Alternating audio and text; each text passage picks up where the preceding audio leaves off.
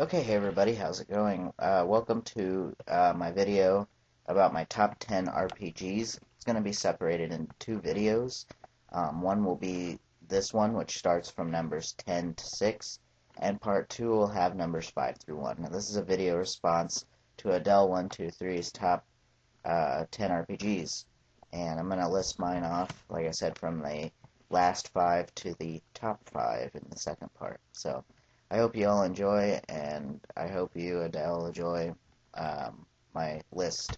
My list isn't that great because I'm not really a RPG guy exactly. I'm more of a collector of RPGs rather than playing them because a lot of the RPGs that are considered mainstream or whatever nowadays require you to play like 40 hours. I mean, not every one of them do, but a lot of them, I'm more so of a guy who can't stand to play games that long anymore. So I'm only going to kind of list my childhood RPGs um, and a few of the newer based ones that I've played or been playing or whatever. I continue to play in the future.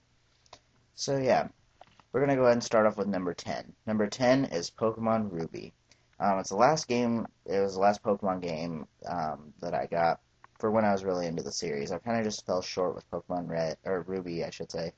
Um, and it was just, it's not that it was really a bad game, it was just, I was getting a little older, I was like 13 when I got this game, so, and I bought it on launch date, so, yeah. You can probably tell how old I am now. You know, that game's been out for quite a while now, nearly 10 years ago. So, but I remember whenever I got it right whenever when I had a band recital the next day, and like the night before that, I got this game and I just played it like all night. And I had a saxophone recital the next day, and a buddy of mine, I think he had already bought Sapphire, which is why I bought Ruby. Because the last version I had, whenever I had Pokemon Red and Blue, I had Pokemon Blue first, so I got Pokemon Red. And I never ended up getting Sapphire, but I always had Pokemon Ruby, and I enjoyed it a lot. I enjoyed the game, but not as much as probably Gold and Silver or Red and Blue. But the battle system's pretty much still the same. Had the effects and stuff, um, but really it wasn't anything, too flashy. I mean, they did introduce it, and it was okay for some things, but I really think in the Leaf Green and Fire Red, I really don't know if they should have added it. I mean, they did try to keep it more modernized, but in my opinion, I don't know if that was really the best move, but there were some improvements over Red and Blue. And that's pretty much why Pokemon Ruby is my number 10 top 10 RPG.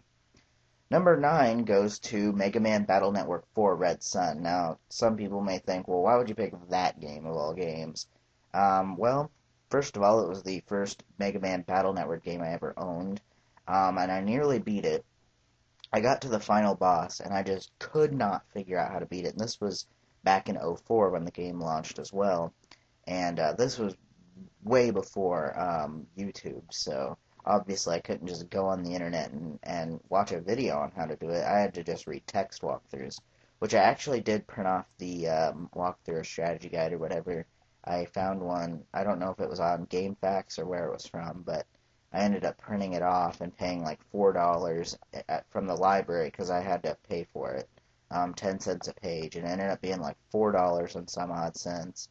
But it ended up getting me clear to the final boss, which I was actually surprised a text walkthrough would get me that far with no pictures or anything. So, and another reason that I got Red Sun, again, the same friend who got Pokemon Sapphire also got Blue Moon, and I got Red Sun because I thought Red Sun had the cooler net navies in it. So that was one of the reasons I got that.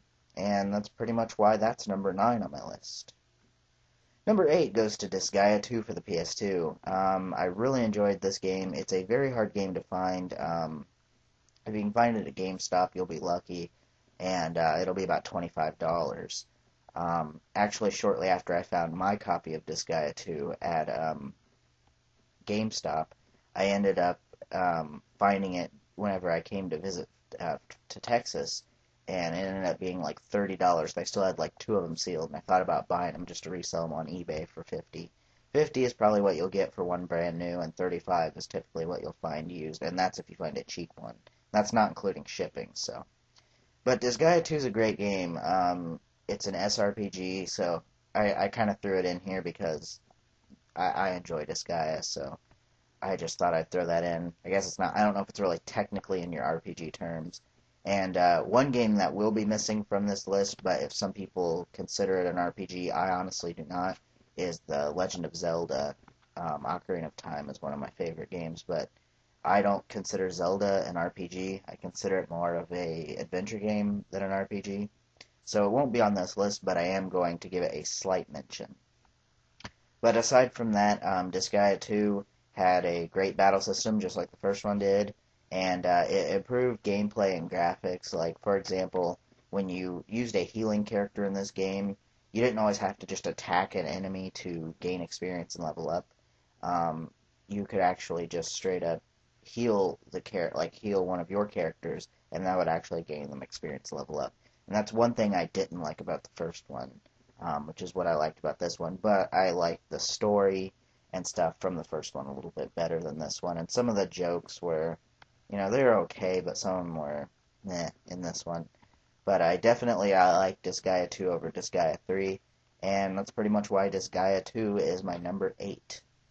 Number 7 is Final Fantasy XII on the PS2. Now you're probably thinking, out of all the Final Fantasy games, why would I have chose Final Fantasy XII? That's the game that screwed up everything, according to some people. I personally also used to hate the game, but I loved it later when I actually just sat down and I played it, and I was interested in finding out these characters, and there were some differences, like, for example, you could not name your characters, which I thought was kind of strange in this one, and I always thought the battle system was kind of boring, but yet, in all, I did get deadlocked, like, right at the beginning of the game, right when you fight Judge somebody. I can't remember his name at the moment, but it was Judge Geese or something, I think is his name. Anyway, I got deadlocked there. I couldn't beat any of the guys. Well, of course, I didn't use the license board to my advantage, which is one thing that I loved about this game was the license board. I didn't really make like characters like white mages and black mages and characters that would be warriors and others that would be used for tanking. Um, but I ended up doing that for this past playthrough that I was doing when I really enjoyed the game. It also has some of the best graphics on PS2. Now, I'm not a guy who really says graphics over gameplay, but it was actually a game that's very well done, a game that has a nice environment. It just looks great and it plays great, and a lot of people rip on the battle system saying, well, all you got to do is attack, and then after you're done attacking, just run away, and that gets very boring. And I highly disagree there, and people who tell you that really haven't played the game. They're just trying to tell you that because for whatever reason, they just really hate the game. Um, you can tell those kind of people really didn't get that far in the game because there's a lot more to it. One thing I thought was nice was they had those special ability, like summon. I don't know if they're called summons or what they were, but they were these beasts that you would attach yourself to on the license board, and then there would be like a cutscene, and you could do like this button combo, and it would end up making your beast stronger and stronger to perform this cool damage attack, and it was just awesome. And it was one of the first Final Fantasy games that actually, like I said before, I'm not a guy who plays hours upon hours of RPGs. I can't stand it. But this game was just so fun, I almost couldn't put it down. So that's why Final Fantasy XII is my number 7 on the list. Number 6 is the Xenosaga series. This will be the last game I get to. Now, I'm actually taking this game as a series because that's how it is. The game is basically one huge story. It's a big, cutscene based video game. Each piece of Disgaea is the full story, and it literally is. Like, if you pick up 2, you're not going to understand what's happening because you didn't play the first one.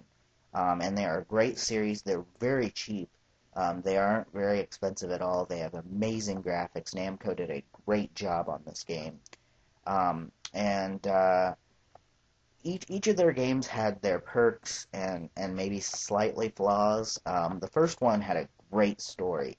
just even playing that game alone, you could put that down and just say you've played a good game. The only problem with that is actually completing that game.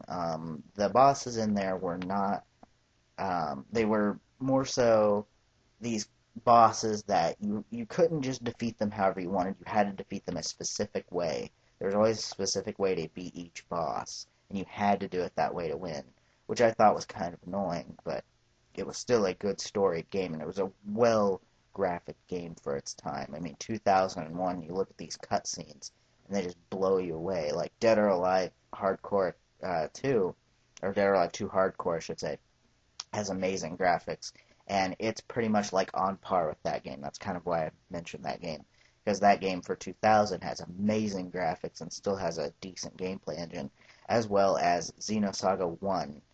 Xenosaga 2 is kind of the same thing. They have changed the bosses around a little bit to make it a little bit easier. The battle system's a little easier to adapt to, and it has combo system where you can do like square square or square triangle, triangle triangle, triangle square, and each of those combinations can defeat an enemy a different way. Some enemies can take more damage if you do that. Some characters may only take damage by pressing triangle twice.